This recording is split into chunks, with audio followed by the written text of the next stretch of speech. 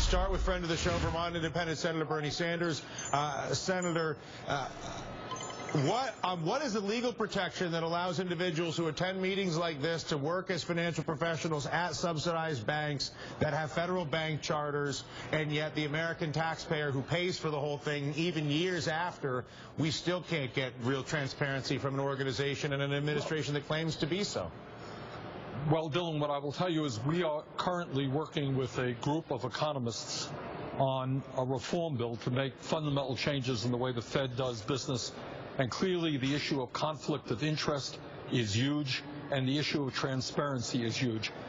The American people have a right to know what's going on. They have a right to know that people who are working for the Fed are working for the best interest of ordinary Americans, and when they leave the Fed, they're not going to go out and make a whole lot of money with the information that they have obtained. So there's a lot of work that has to be done in terms of transparency, in terms of openness, in terms of ending conflicts of interest, and that's something we are working on. We asked Attorney General Beau Biden of Delaware about this yesterday. Take a listen. Transparency in government, transparency in the Fed is critical. We want to be able to have a situation where people from the private sector can go serve. There are very smart people in the private sector that want to serve this nation. They should be able to do that and return to the private sector. So I'm not, a bright line against that, but we got to figure out a way that we do it in a way that those people, that when they leave public service, they don't go then work for the very agencies that they regulate and help that agency, or rather that company, subvert or get around the regulations that they promulgated. Isn't that exactly what we have, however, Senator? Well, I think in many respects you do.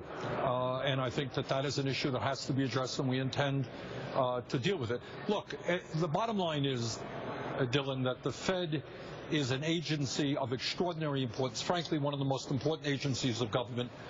Very few people know what it does, the impact it has on society. That is why, as part of the Dodd-Frank bill, as you know, we worked hard for the first time to have an audit of the Fed, at least during the emergency period, which, to my mind, brought forth some very startling revelations that I know you're familiar with.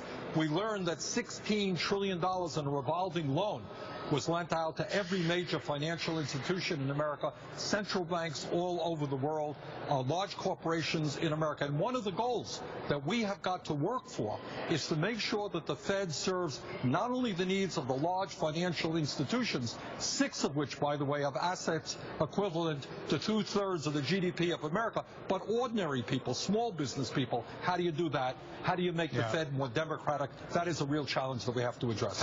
What is it that would incentivize the level of secrecy at the Federal Reserve? Why would what are the decisions being made in these meetings that they would try to enforce such an incredible level of secrecy that they do?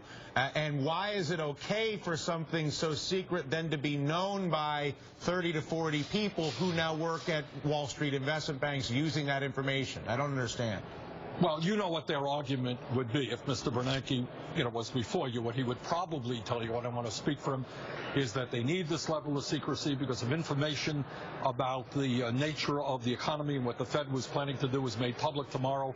It could cause negative impacts to the whole economy. Having said that, I believe that we can and should have a lot more transparency than we do right now. I guess to say, I'm sorry to interrupt, but so if we accepted that rebuttal, which I agree with you, that's an interpretation of the rebuttal, that I could accept that. It's not, obviously not my authority to accept or reject that level of secrecy, but in the face of that level of secrecy, how is it appropriate for these people to be employed at Wall Street investment banks where they take big paychecks when they're dealing in such secret information? I'm confused. No, you're right. I think that is a very good point, and that speaks to the issue of conflicts of interest.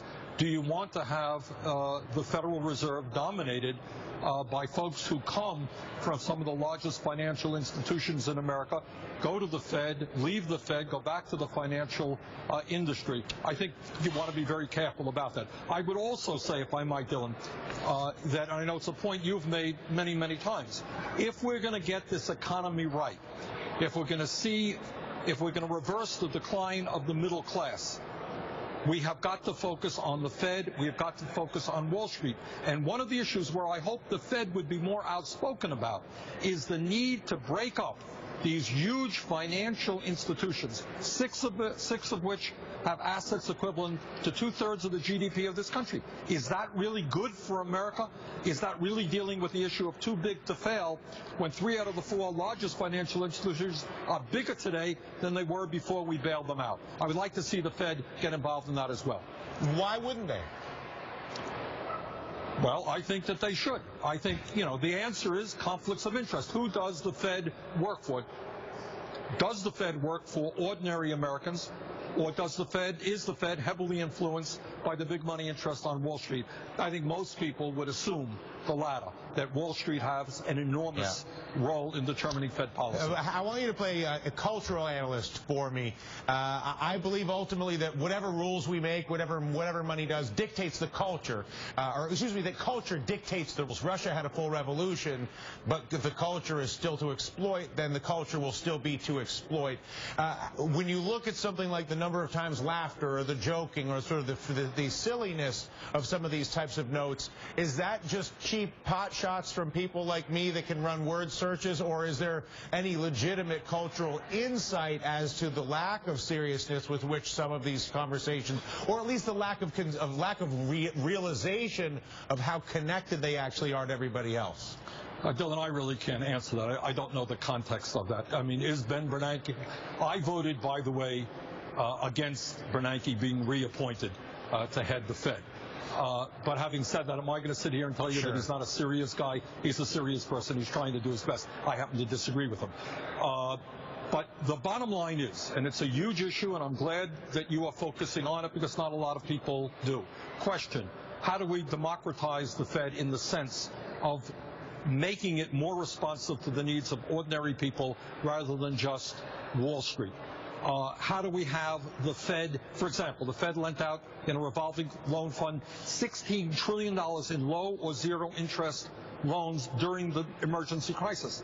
Why aren't they helping out small business people in the way they helped out some of the largest financial institutions in this country? How do we make sure that the people who are appointed to the Fed come from backgrounds that understand the pain that is existing economically in this country today, rather than just from big Wall Street firms? I agree, and the search for answers obviously continues. Like Ryan Grim said over the Huffington Post, on the one hand, the glass half full is they did send us a binder. Thank you, Senator. We invite everyone, especially all those financial bloggers out there, to dig into the minutes themselves. The full downloadable FOIA request is at Dylan Ratigan.